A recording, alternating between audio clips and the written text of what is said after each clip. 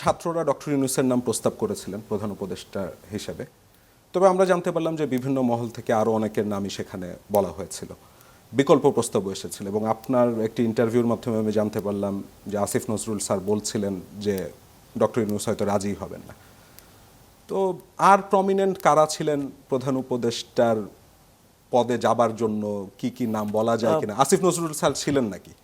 নাম আসছিল আরও কয়েকজনের, যেমন আমাদের অর্থ উপদেষ্টা যিনি ছিলেন সালাউদ্দিন আহমেদ স্যার, ওনার নাম এসেছিল, আসিফ নজরুল স্যারের নামও এসেছিল, তারপর আলী রিয়াজ স্যারের নামও এসেছিল।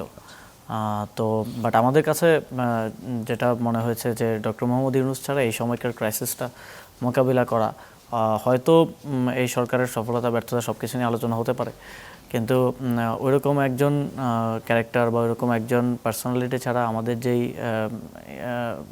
পার্শ্ববর্তী দেশের হুমকি ধামকি, আমাদের ইন্টারনাল যেই ক্রাইসিস, আমাদের ইকোনমিক যে ক্রাইসিস, শেখ হাসিনার পতনের পর তো সবচেয়ে বড় ক্রাইসিস আমাদের ইকোনমিক ক্রাইসিস, এইগুলো মোকাবেলা করা সম্ভব হতো না। এবং আলটিমেটলি আমরা সেটার একটা প্রমাণও পেয়েছি যে বাংলাদেশ ইকোনমিক সেক্টরে ভালো করেছে গত 1.5 বছরে যখন অন্তর্বর্তী সরকার ছিল। এবং আমরা বিভিন্ন আশেপাশের দেশ থেকে অনেক হুমকি পেয়েছি, কিন্তু তারপরেও সেগুলো আমরা জাতীয় ঐক্যের মধ্য দিয়ে আমরা উত্তরণ ঘটাতে পেরেছি।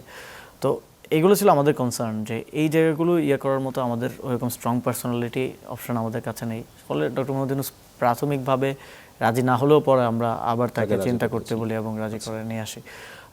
যদিও এক্ষেত্রে যদি আজকে বলেন আমাকে করতে, পুনর্মূল্যায়ন করতে, তাহলে আমি বলবো যে সরকারের সদিচ্ছা ছিল, কিন্তু সরকারের রাজনৈতিক বোঝাপড়া কিংবা রাজনৈতিক ব্যাকগ্রাউন্ড না থাকার কারণে, অনেক ক্ষেত্রে কঠোর হতে না পারার কারণে, কিংবা পলিটিক্যাল ডিসিশন যেভাবে নিতে হয় আর কি, ইয়েস অর নো ডিসিশন, এইগুলো নিতে না পারার কারণে অনেক ক্ষেত্রেই হয়তো আমরা জনগণের যে আকাঙ্ক্ষা সেটা বাস্তবায়ন করতে পারিনি।